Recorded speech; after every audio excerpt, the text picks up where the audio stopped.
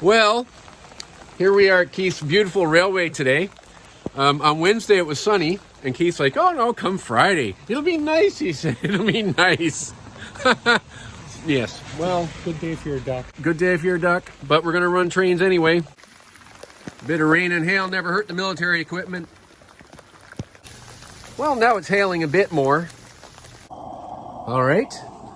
So the purpose of the video today is to introduce two new flat cars and show an expansion of my military train using Cobi tanks and other products. You can't have a military train full of military vehicles without flat cars. So let's take a little segue into these rail cars I got today. I received them from Winona Garden Railway in Ontario, Canada. I'll leave a link to their website in the description of this video. I've always had great service from there whenever I've ordered anything. I really would encourage all makers of G-scale cars to at least have the bodies built so they're easy to body mount the couplers. Of course, I body mount every single one of my rail cars, which helps prevent derailments, especially backing in around things like curves and stuff like this. These flat cars are Canadian National. They're a special run made by USA Trains for Winona Garden Railway. These two came with two different numbers, which is nice. However, they came with the modern CN Noodle logo, which is beyond my era, so I needed to backdate these rail cars, and as I said, body mount the couplers. So why don't we just have a little segue into how I did all that? I'm going to run through this body mount conversion very quick. If you have rail cars like these and you want to try what I'm doing, and you want to follow along, you can always pause.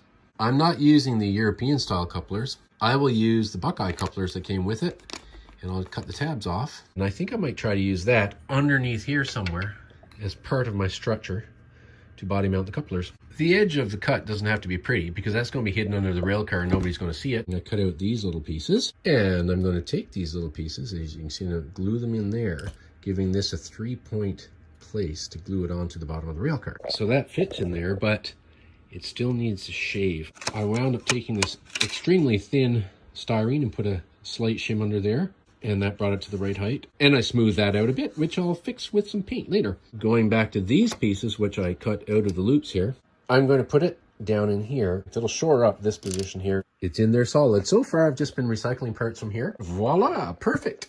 Perfect coupling with my AML by Accucraft tender. And of course, I still have all this kind of stuff to put on.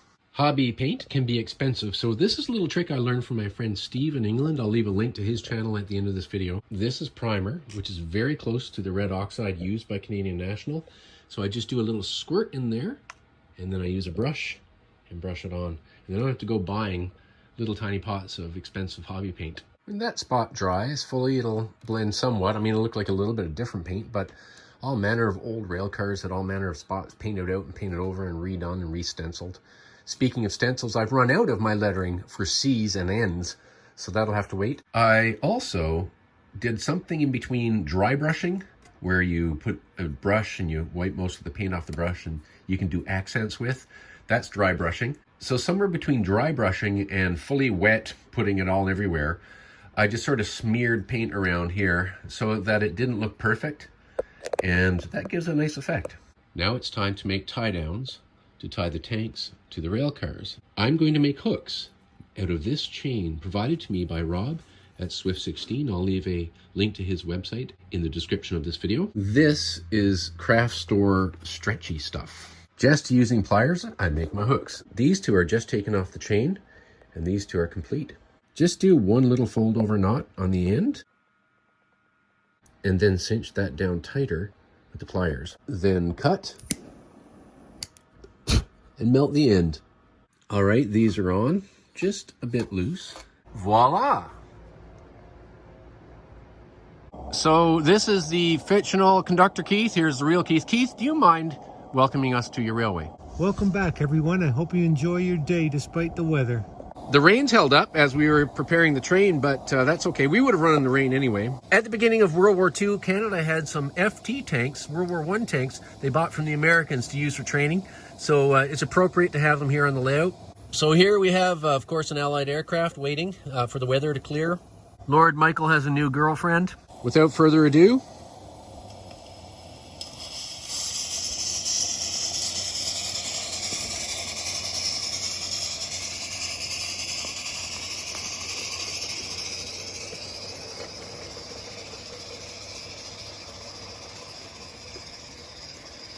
Tea again? Oh aye. You can't go long without a cup of tea. You know, it's almost as if that teapot was attached to you.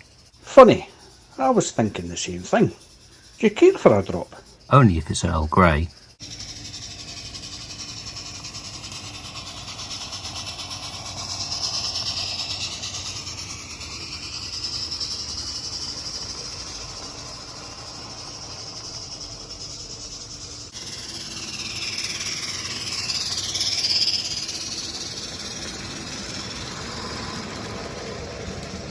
You're still here? It's talking. Don't worry, I won't hurt you. What planet am I on? Earth. What's with all the weapons? That's a good question. What's that? We won't need to take a run out of it. Might. We'll find out. Up the 4% grade. Last time we discovered the grade down on the other side was at one point a 7. Oh, a little bit over a 7% grade. Here we go.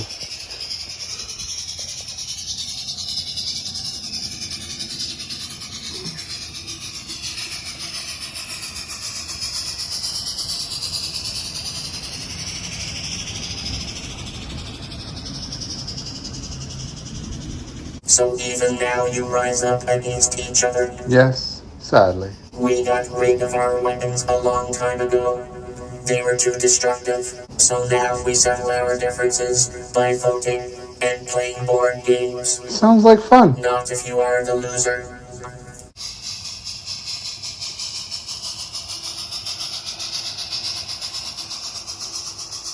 Those military loads look pretty good, hey? That's really good. And of course, I will still get more Cobi and more flat cars.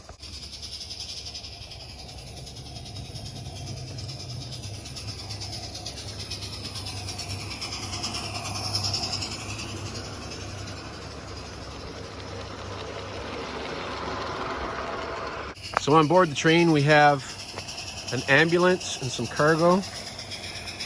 We have the American Jumbo Sherman. We have the British Sherman Firefly. It's an American Sherman tank with a British gun. Here we have a couple of Jeeps, one made by Ford and one made by Willys.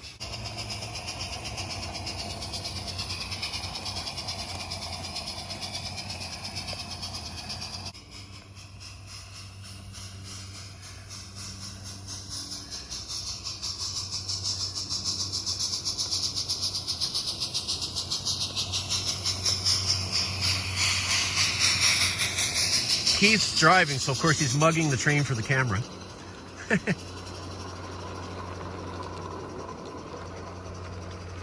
Stephen, why are you wearing your helmet? Because the gnome spoke to me again, like last time when we visited Keith's Railway. And you think that will help you? Don't worry, mate. She can't hear me.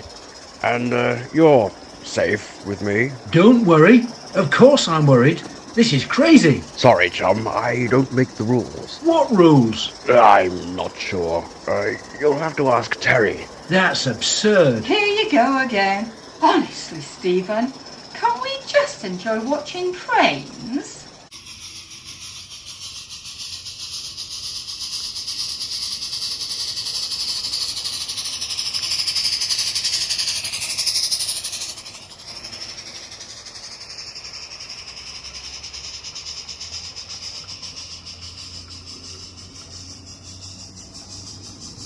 Henry, thank you so much for inviting my parents to see the trains. Oh, no problem, Marge. No problem at all. Yes, yes, it's always nice to have family around watching trains. Well, now Edna likes it too, and Edna does, don't you, dear? Oh, yes, yes, Josiah sure do love watching the trains with Henry and Marge. As often happens, we've attracted people that want to come see the train, and they're super excited to see it running. So Lord Michael's impressing his girlfriend by showing her the Wildcat.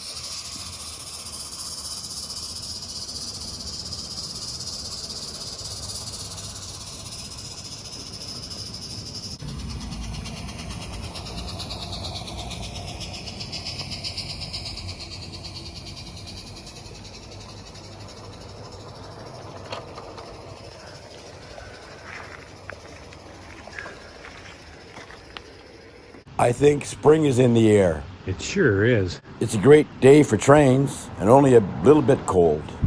We'll get to go inside and warm ourselves soon. Poor Porter Dan has a cold. You could hear it in his voice.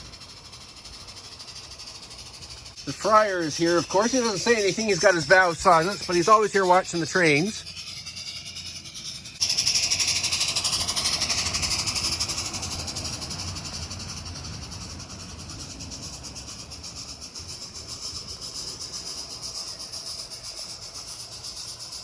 Okay, we're going to stop here for a token for permission to go on the next block, and Conductor Keith is going to hand over the token. Okay, you're good to go. Thanks, Keith.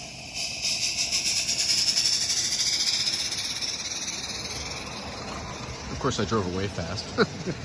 Thanks, Keith, for allowing us to run on your railway. You're very welcome. I'm so pleased you came and had a good time. There's info and links to my international friends that added their voices to this video. If you like this video, please share it with other hobby friends and like and subscribe.